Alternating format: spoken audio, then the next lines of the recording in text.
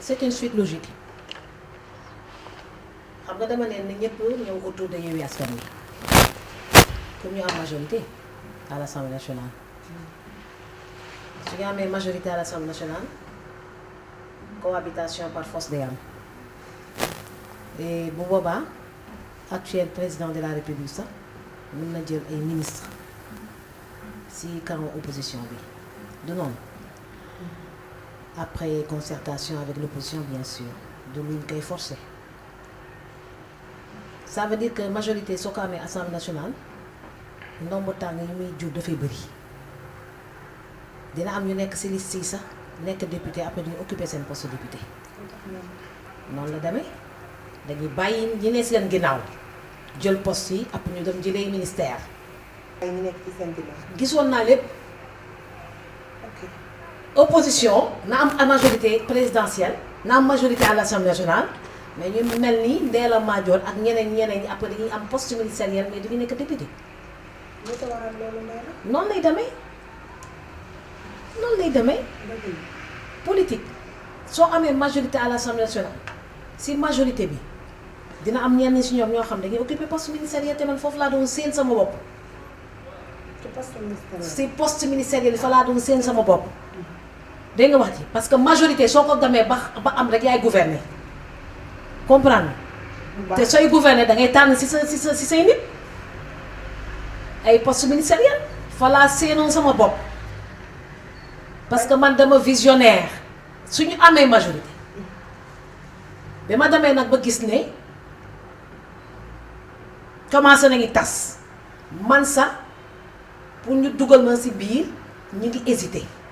ndax waxtaan yu neex yi amoon au départ daa mujjee say ma comprendre raison yi may jox parfois dañu occupé parce que ñu bëri dañu ñëw mbàbb si fekk si leen waaye lu ñu mbàbb si fekk si leen warta yéex ma ne ñi dañoo yéex ma ne leen yéen ngeen may refroidir man dama tàng man dama bëgg liggéey sur le terrain dama bëgg def samay parrainage en live dama bëgg proximité en live voilà kenn du ma xaarloo comme parce que moi je suis leader man damay diriger quoi moi je suis né pour diriger donc su ma àndee si benn coalition ñu bëgg maa seddal xaaral affaire yi lettre bi léegi mu ñëw notification léegi mu ñëw ma ne seddal ngeen ma wax naa leen ko yàgg na de une semaine laa déposé demande d'adhésion bi ma woolee ma ne refroidir ngeen ma ba ma ñëwee si saa si la ngeen ma ne coppet jël rek ma liggéey sur le terrain mais 1 mois et demi loolu leen bëgg ti nag kon yéen est-ce que da ngeen bëgg a dem élection sax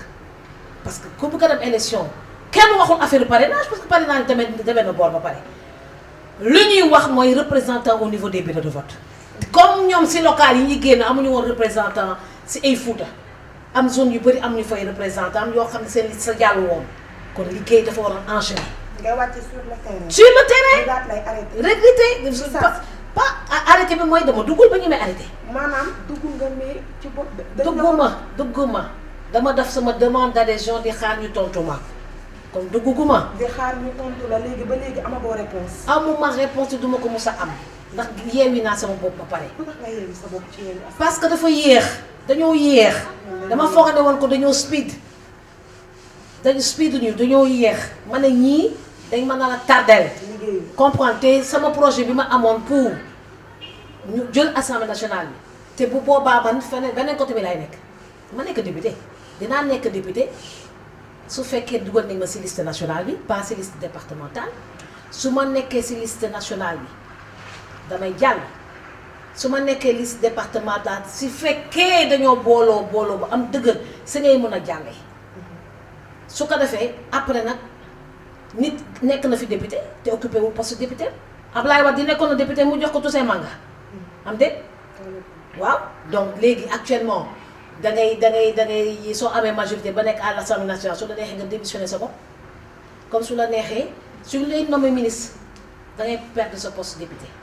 après keneen moo lay remplacer kon man li ma xalaat vision ba ma amoon ci affaire bi waxuma ko ba mu egg mooy na ngi am ñëpp dégg nañ ko sax pour am excusez-moi pour am majorité à l'Assemblée nationale c'est pour avoir la majorité et qui a la majorité mais écoute c'est tout quoi tu peux placer beaucoup de personnes c'est tout c'est les groupes parlementaires, c'est les commissions, c'est le bureau de l'Assemblée nationale, c'est les postes ministériels. Donc loolu foofu laa leen yéene woon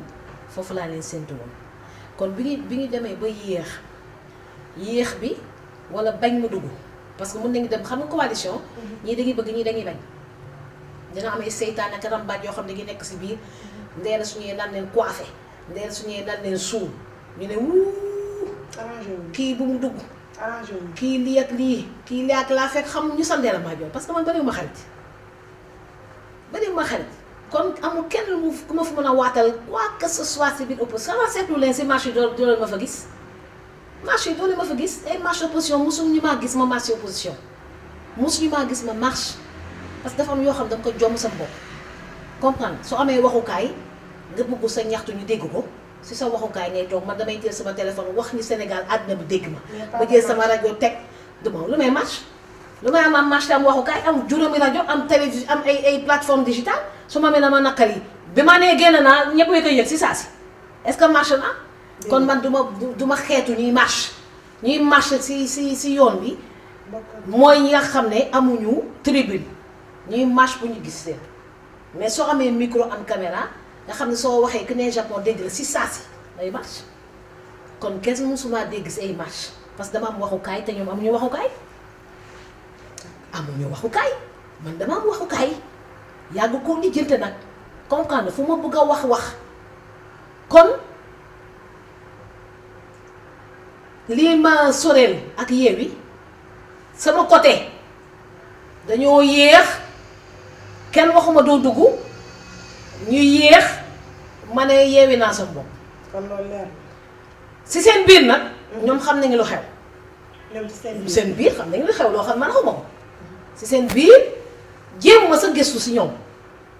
jéem ma sa gëstu waa qu'est-ce qui se passe waa ak non yéex na. arrêté ma Yewwi sama bopp nekk si beneen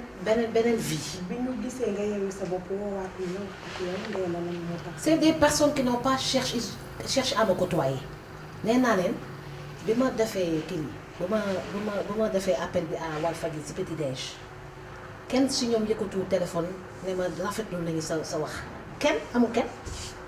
ba ma ko defee rek Idrissa Seck 2017 2018 mais su fekkee Karim Wade ak